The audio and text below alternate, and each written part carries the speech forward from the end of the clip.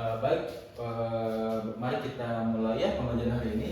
Bismillahirrahmanirrahim. Assalamualaikum warahmatullahi wabarakatuh. Bismillah, alhamdulillah, wassalatu wassalamu ala rasulillah wa ala alihi wa sahbihi wa mawala. Rabbi israh li sadri wa yassir li amri wahlul 'uqdatam min lisani yafqahu qawli, amma ba'du. Baik, sebelum kita memulai pembelajaran hari ini, mari kita mengucapkan basmalah bersama-sama. Bismillahirrahmanirrahim. Oke, baik anak semua, sebelum kita mulai pembacaan hari ini juga, Bapak mau cek kehadiran terlebih dahulu ya. Di sini hadir semua? Alhamdulillah. Hadir semua ya? Oke.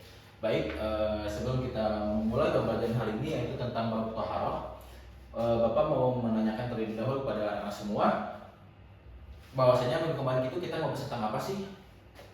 Oh, betul. Jadi minggu kemarin itu kita membahas tentang akidah. Nah sekarang kita akan membahas tentang bab taharah. Di sini ada yang tahu tentang apa itu bab taharah? Oke, jadi betul yang tadi saya sampaikan bahwasanya taharah itu adalah bersuci gitu ya. Kita akan lanjut. Jadi dalam latar belakangnya itu adalah Islam mengajarkan bahwasanya baik untuk kita mau beribadah gitu, maksudnya adalah taharah ini mengatur hubungan manusia itu dengan Allah dan juga mengatur bagaimana seorang muslim itu membersihkan jasmani dan juga rohaninya. Salah satu bentuk nyata adalah melaksanakan taharah ini untuk menghilangkan segala jenis hadas dan juga jenis najis sebelum melaksanakan ibadah seperti sholat dan juga membaca Al-Quran. Dalam bahasa Arab itu bahwasanya taharah itu berasal dari kata at-taharah yang berarti bersuci ataupun bersih dan bebas dari kotoran. Dengan kata lain, taharah bukan hanya sebatas kebersihan fisik tapi juga kebersihan secara spiritual. Next. Jadi tujuan pembelajaran pada hari ini itu ada 5 tentang bab taharah. Yang pertama ada menjelaskan pengertian taharah itu dengan benar.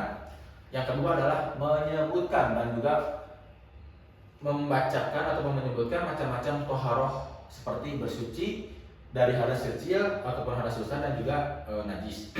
Yang ketiga adalah menjelaskan alat-alat atau media untuk digunakan untuk bersuci gitu ya, semacam air, tanah, debu dan lain sebagainya. Dan yang keempat, mempraktekkan cara berwudu, tayamum, mandi wajib dan juga membersihkan najis dengan benar. Dan yang terakhir adalah menumbuhkan sikap cinta kebersihan dan membiasakan hidup suci ataupun hidup bersih di kehidupan sehari-hari. Jadi ini adalah 5 komponen ataupun 5 poin tujuan pembelajaran hari ini tentang taharah.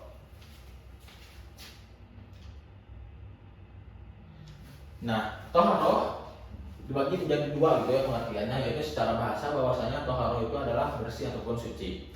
Secara istilah bahwasanya taharah ini adalah menyucikan diri baik dari pakaiannya, tempatnya ataupun hal-hal lainnya dalam di luar daripada bersih dari najis dan juga hadas.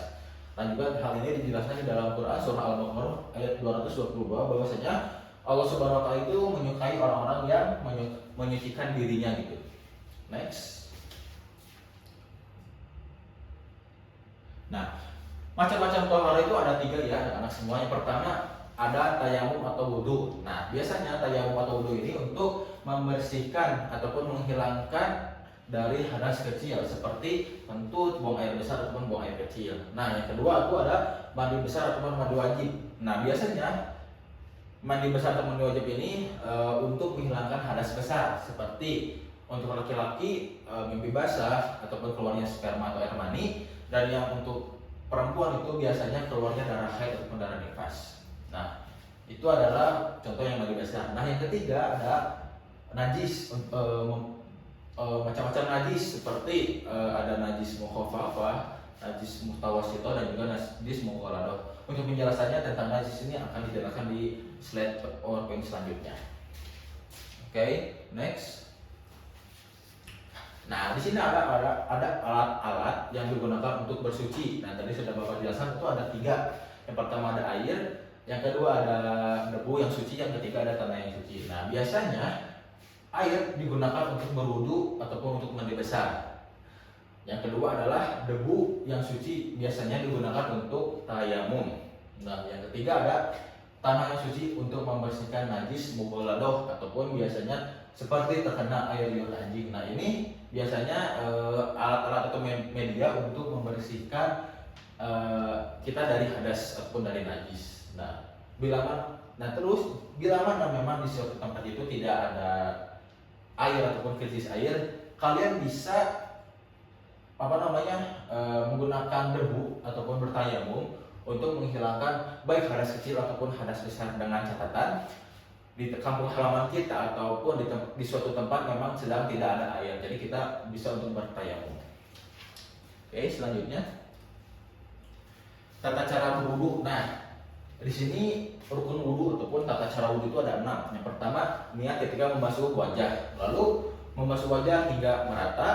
Yang ketiga ada membasuh tangan hingga sikut. Yang keempat ada membasuh sebagian kepala. Yang kelima ada membasuh kaki hingga mata kaki. Dan yang keenam yang terakhir adalah tertib ataupun sesuai urutan.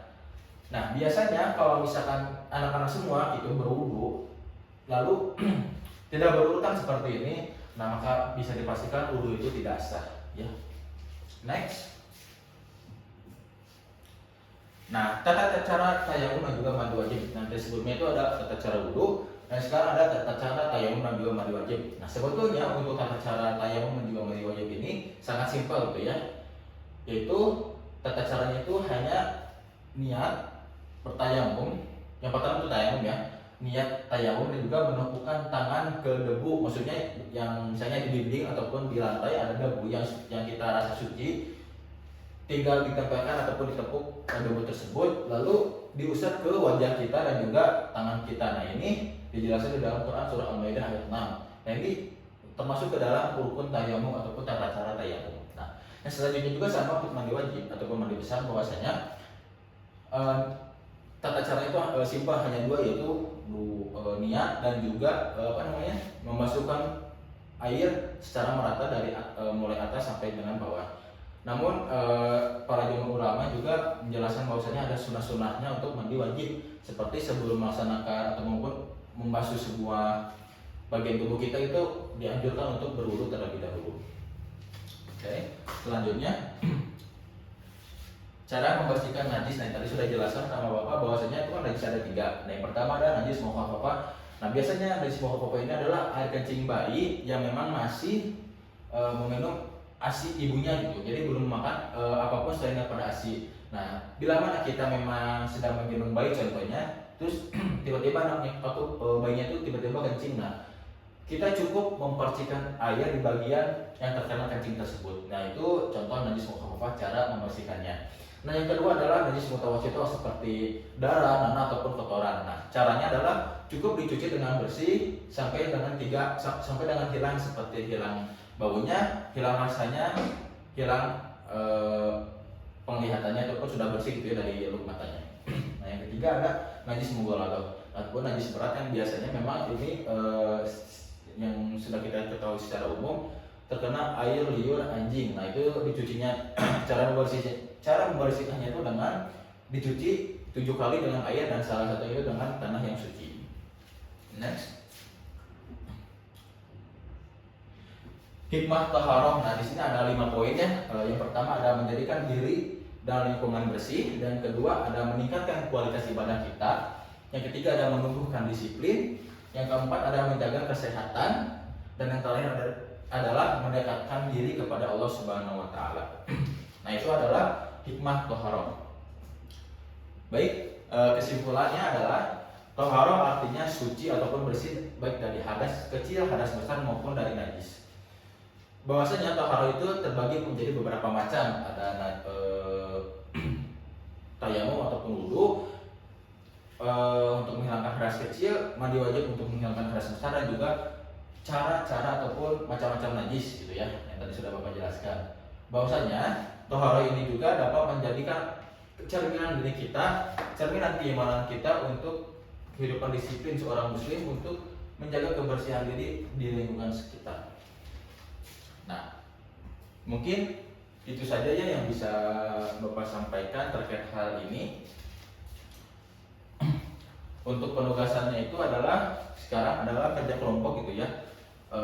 Di sini Bapak akan membagi 4 kelompok membahas tentang wudu. Kelompok wudu maksudnya kelompok wudu, kelompok tayamum, kelompok mandi besar, dan juga kelompok tadi macam-macam najis. Nah, nanti per kelompoknya itu dibagi menjadi 5 orang ya per kelompoknya. Nanti total ada 22.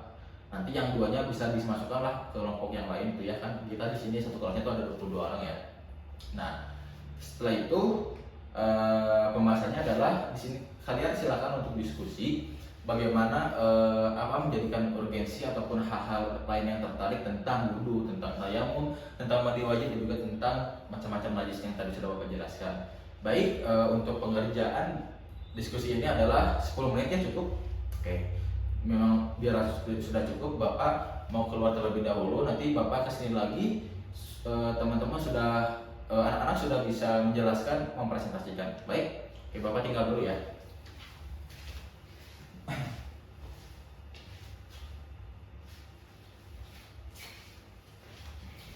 Oke, anak-anak semua sudah ya diskusinya, silakan untuk presentasi masing-masing kelompok.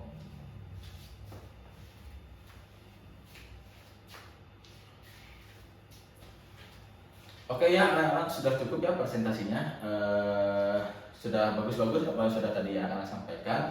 Mungkin itu saja ya yang bisa Bapak sampaikan. Kesimpulannya adalah teman-teman sudah memahami apa yang sudah Bapak sampaikan tentang wudhu, tentang tayamum, tentang mandi besar, dan juga tentang macam-macam najis itu ya, ataupun bisa disebut dengan bab taharah yang sudah Bapak jelaskan. Mungkin itu saja yang bisa Bapak sampaikan. Terima kasih, tetap semangat ya anak-anak semua.